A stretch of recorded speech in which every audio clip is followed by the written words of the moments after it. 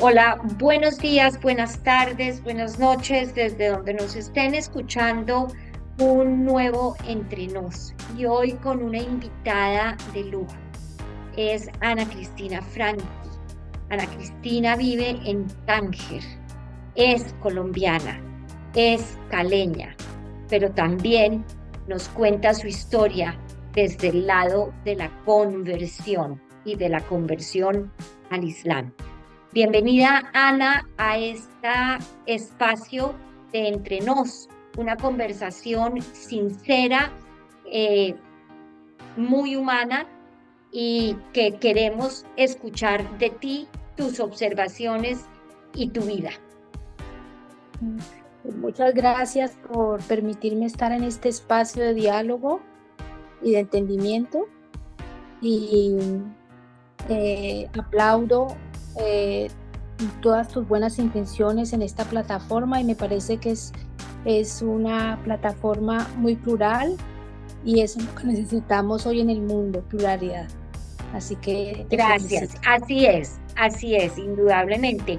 Bueno, cuéntanos de ti, ¿cómo llegas tú a Tánger de tan lejos? O sea, es un viaje largo, ¿no? Sí, bueno, como dijiste, yo nací en Cali y estudié en un colegio religioso católico. Vengo de una familia católica, mi tío es sacerdote y mi tía abuela era monja y yo siempre fui una niña muy curiosa y muy buena lectora. Entonces, cuando tuve 15 años, en unas vacaciones me mandaron a estudiar a Massachusetts y fue la primera vez que yo conocí a una estudiante que era compañera de piso que estaba orando al estilo musulmán. Yo nunca había visto una persona agacharse, posternarse y rezar de esa forma y eso me impresionó mucho. Y esa es la primera imagen que yo tengo del Islam. Luego, cuando cumplí 15 años, en Colombia es una tradición hacer una fiesta a la niña que tiene 15 años, pero yo le dije a mi papá, que en paz descanse, que yo fiesta no quería, que yo quería hacer un viaje. Entonces el viaje finalmente se hizo con mi mamá y mi hermana y un grupo de personas y el viaje era a Europa y también se iba a Turquía y a Palestina, Israel. Entonces, también tuve la oportunidad de visitar eh, un kibutz y de visitar también la mezquita de Jerusalén. Y me impresionó mucho cómo estaban todos esos zapatos afuera. Y recuerdo que le pregunté al guía que, que si nadie se robaba toda esa cantidad de zapatos. Y me dijo, no, aquí nadie roba. Esas son dos anécdotas que siempre cuento cuando la gente me pregunta sobre mi conversión, porque es lo que yo recuerdo siendo tan niña, porque a 15 años uno es un niño. Y luego yo me fui a estudiar a la Florida y recuerdo que en la cafetería de la universidad había un grupo de estudiantes que se sentaban en otras mesas y, y no comían. Entonces yo les pregunté, ¿y ustedes por qué no comen? Entonces me dijeron, no, porque es el mes sagrado de Ramadán y nosotros ayunamos. Yo les dije, ¿cómo? ¿Ustedes ayunan un mes? Y me dijeron, sí. Entonces yo me fui a comprar un Corán y yo tenía 17 años y ahí empezó mi, mi viaje hacia el Islam. Pero ese viaje tomó varios años porque yo leía o escuchaba cassettes, que en esa época eran unos cassettes, y, y, y había cosas que no entendía, entonces yo decía, uy, no, esta gente está loca, ¿cómo así que esto y esto? No, no, no, no. Lo dejaba un tiempo y otra vez volvía a conocer a alguien o veía algo que me llamaba la atención y volvía a la lectura. Hasta que el día que iba a cumplir 22 años, yo estaba en Egipto y decidí ir a la mezquita para hacer mi profesión de fe. En realidad yo no tengo nada contra otra religión o otro credo.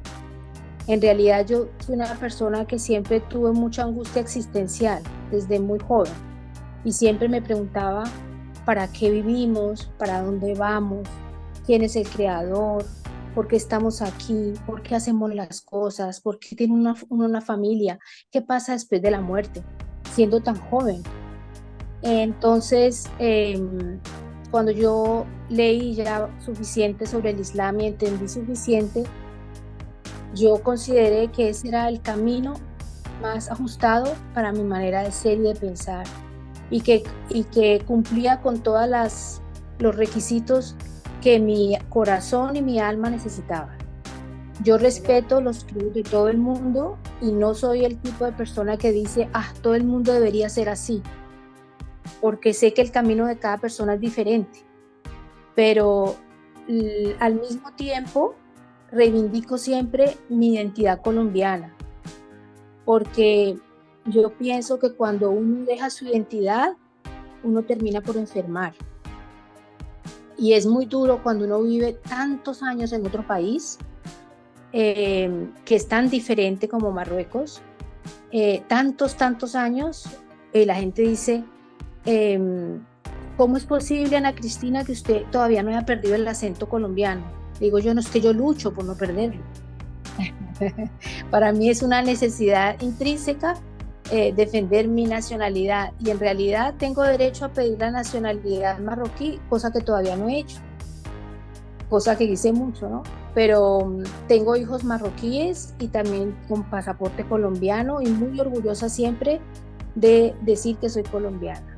Bueno, qué bonito porque eso me lleva precisamente a hablar de colombianidad y cómo cada uno de nosotros cuando estamos desde el lugar de donde estemos, seguimos siendo esos colombianos que representan una tierra buena, porque la añoranza nunca se va, la añoranza al calor de la tierra no se va.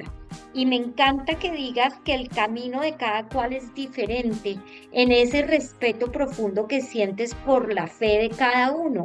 Tú dijiste que encuentras que el Islam te dio a ti ese camino y qué bonito que puedas hoy sentir esa, digamos, plenitud de creencia y de fe en lo que estás, que no es solamente la verdad, sino tu verdad y esa verdad que puede tocar a otras personas. Otros considerarán que otro credo es esa verdad, pero aquí lo más importante es la plenitud de esa verdad en la bondad que nos hace sentir. Eso me gustaría profundizarlo porque hablas de la conversión y hablas del trabajo que haces desde la colombianidad tuya en el apoyo a otros conversos para que comprendan que hay que mantener un poco ese arraigo, porque no es de desgarro, es de arraigo y de comprensión. ¿Cómo es?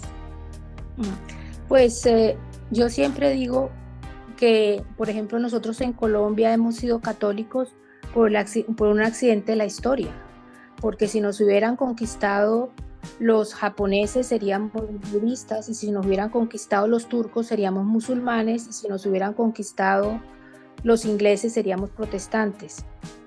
Pero por accidentes de la historia vinieron los españoles. Entonces yo le decía, yo conversaba mucho con mi papá, que en paz descanse, y yo le decía, papá, porque él parecía como que no llegaba a entender mi cambio tan radical. Entonces yo le decía, papá, pero es que yo no he cambiado. Yo lo que he hecho es aumentado un vagón a mi tren. Y me decía, mija, explíqueme eso. Entonces yo le decía, mire papá, todas las religiones monoteístas creen en los mismos profetas. Creen en Moisés, creen en David, creen en Salomón, creen en Jacob, creen en María, creen en Jesús. Yo aumenté a toda esa creencia que yo tenía, yo aumenté un vagón que se llama Mohammed, el profeta Mohammed. Te me congelaste. Es la trilogía. Yo, Ve, ya, yo, no, yo no repíteme creo. repíteme porque te me congelaste. Llegaste Ah, hasta Jesús y luego el vagón de Mohammed y ahí entonces sí. retoma. Y otra cosa que tuve que entender muy bien fue sobre la Trinidad, Padre, Hijo y Espíritu Santo, que nosotros en el Islam creemos solo en un solo Dios. Entonces, para nosotros no existe el Espíritu Santo ni existe que Jesús sea hijo de Dios, sino que creemos en Jesús, respetamos a Jesús, amamos a Jesús, creemos que Jesús hizo milagros, curó a los leprosos, le dio la vista a los ciegos, levantó a los enfermos, pero Jesús es otro profeta, el de la misma talla y del mismo valor que Moisés, que Abraham, que Noé. Entonces, esos dos pilares los que hacen la diferencia.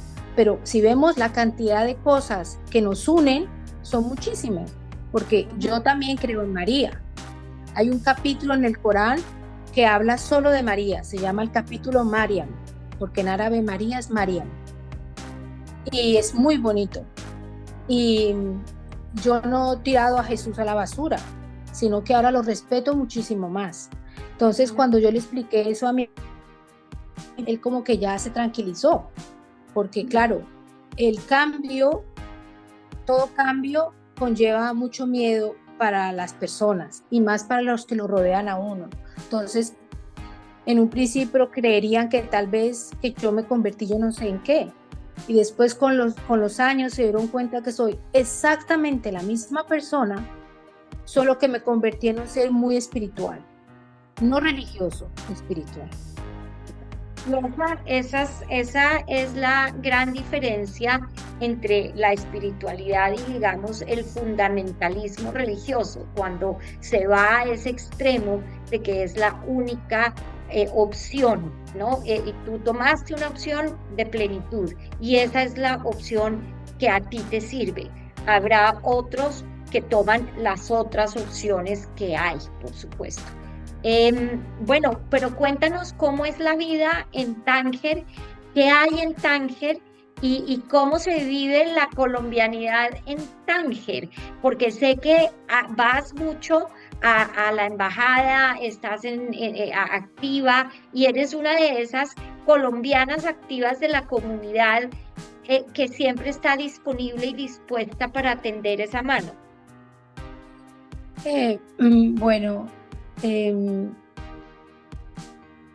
aquí Tánger es una ciudad pequeña y muy, muy bonita.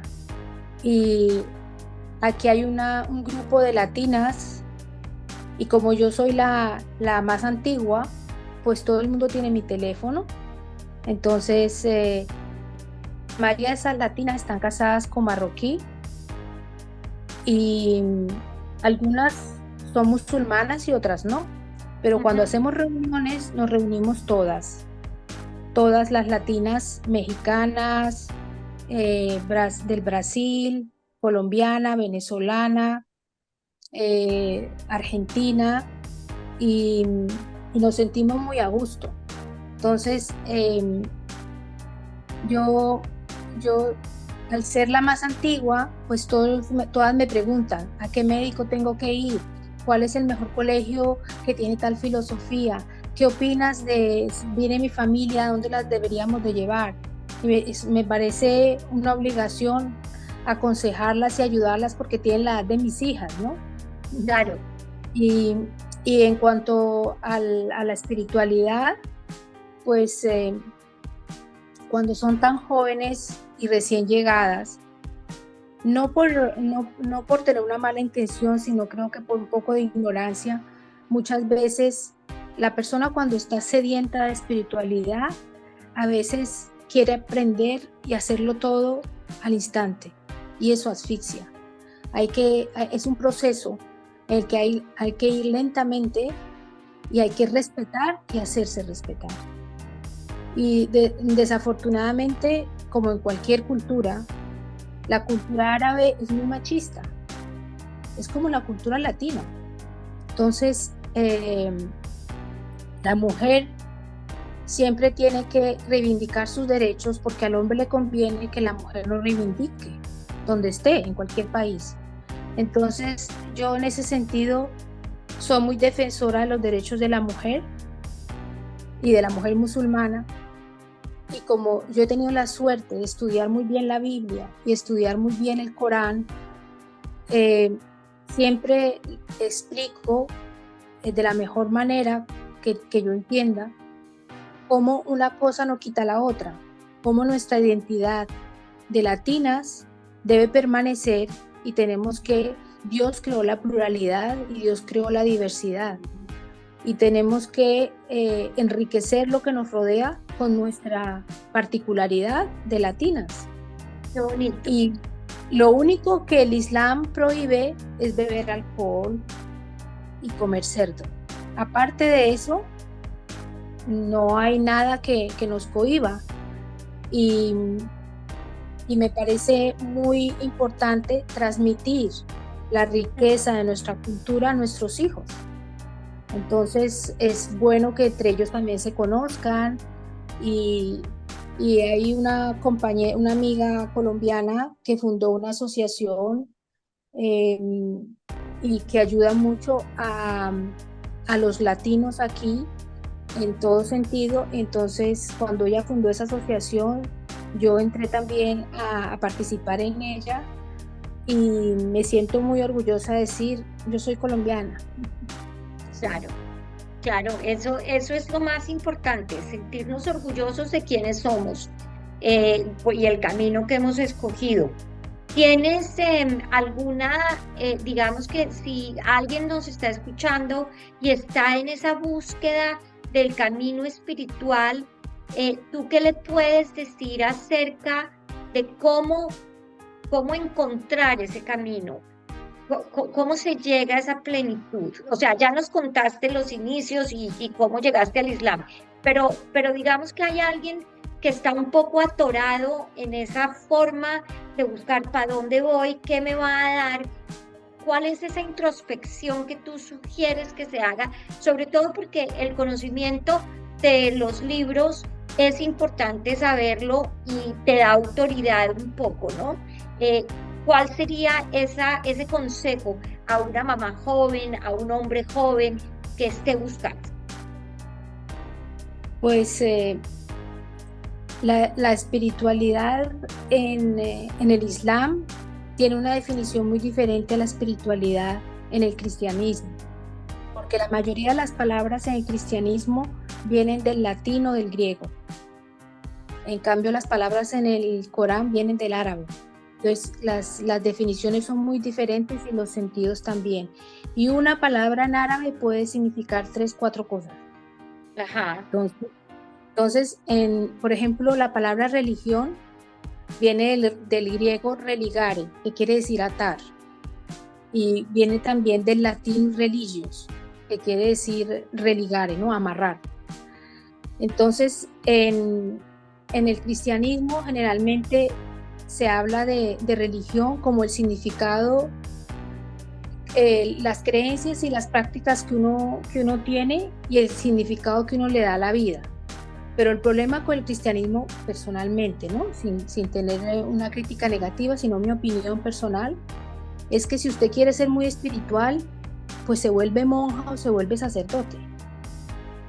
Entonces, cuando yo estaba tan joven y yo sentía esa necesidad espiritual tan arraigada, pero yo no me quería ir de monja, porque para mí la familia era muy importante. Yo también soñaba con tener hijos. Entonces, cuando yo empecé a estudiar el árabe, me di cuenta que ellos dicen espiritualidad quiere decir ihsan.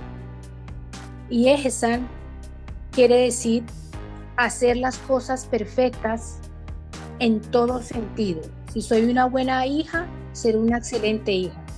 Si soy una hija, ser una excelente hija. Si soy una esposa, ser una buena esposa. Si soy una profesora, ser una excelente profesora. Si soy una ama de casa, una excelente ama de casa. ¿Por qué? Porque aunque yo no veo a Dios, Dios me está viendo. y yo todo lo hago perfectamente, no para que mi marido me lo agradezca, ni para que mis hijos me lo agradezcan, sino para que Dios, mi creador, esté satisfecho de mí. Ay, qué bonito, qué Entonces, bonito, fíjense la diferencia que hay entre y las etimologías de las palabras según el idioma. claro. Bien, hay una palabra en árabe que se llama taqwa, que la traducen muy mal.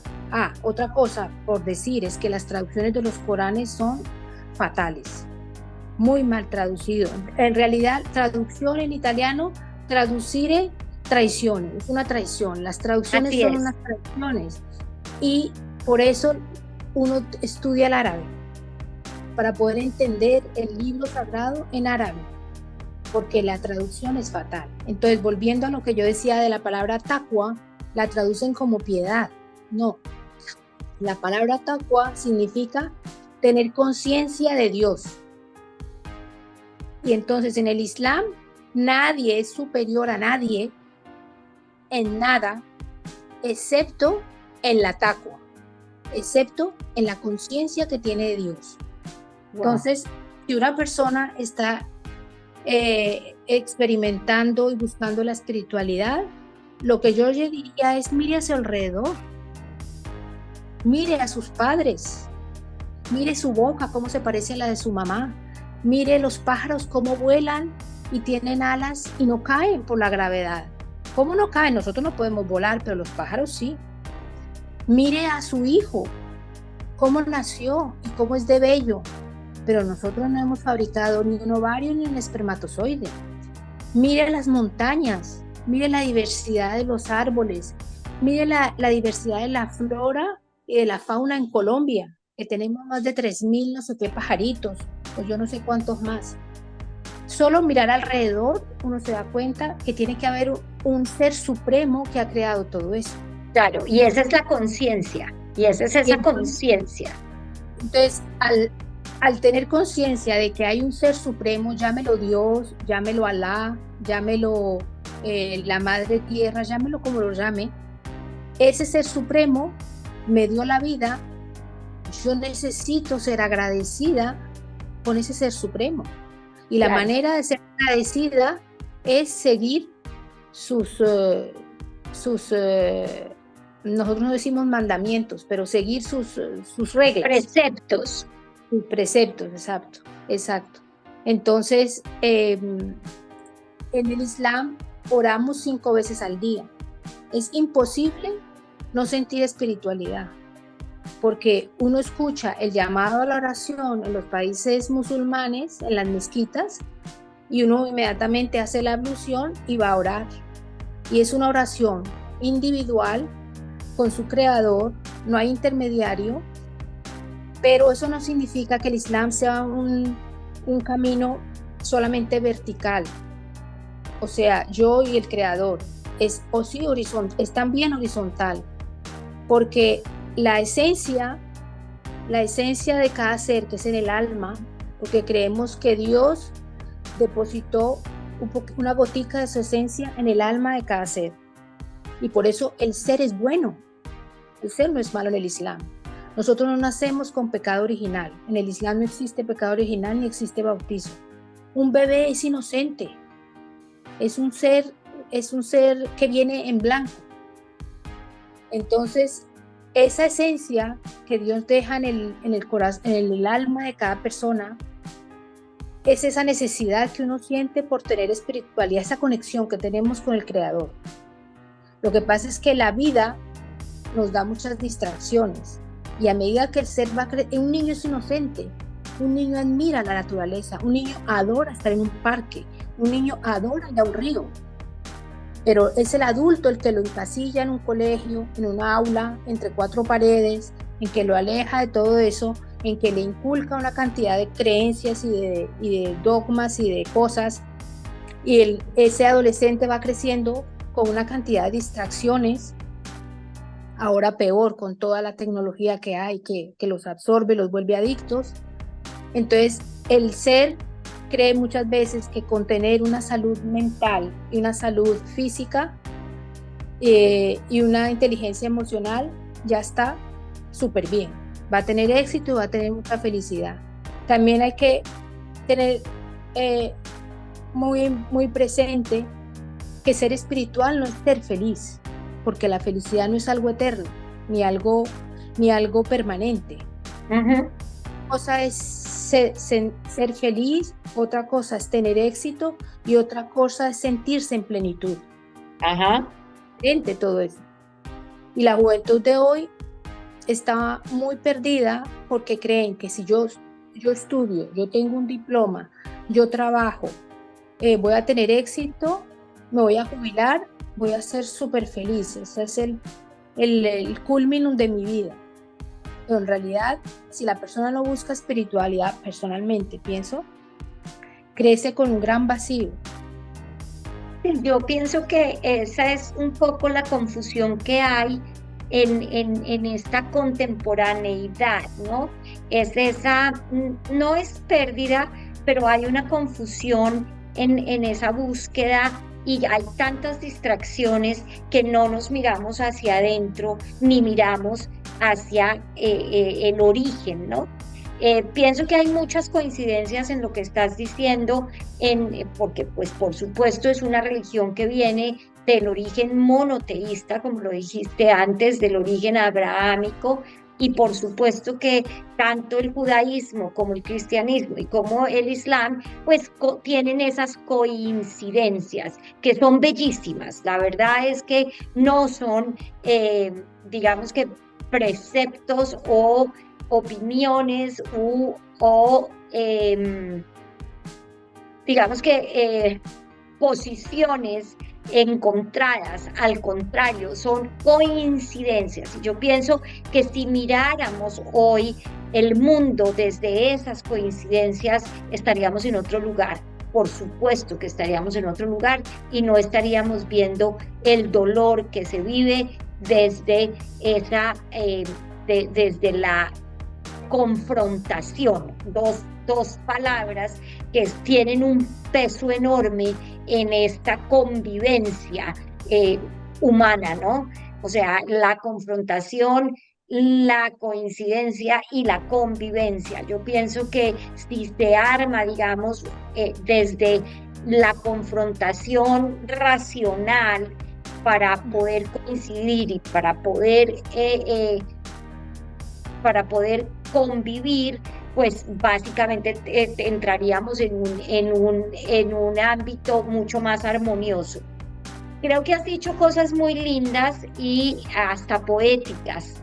Me Sí. encantará volver a hablar contigo. Tenemos solamente estos 30 minutos. El mundo es de mensajes cortos hoy por hoy, pero hasta aquí llegamos y ojalá podamos en algún momento hablar de manera coincidente con otras amigas en otro círculo de mujeres para hablar de esas coincidencias que tenemos. Ana Cristina Franchi, mil gracias por esas palabras que nos regalas hoy, que sé que serán escuchadas con mucho amor y con mucho cariño desde donde estén las personas que nos escuchan. Eh, Mil gracias por estar con nosotros. Muchas gracias a ti. Un abrazo. Gracias.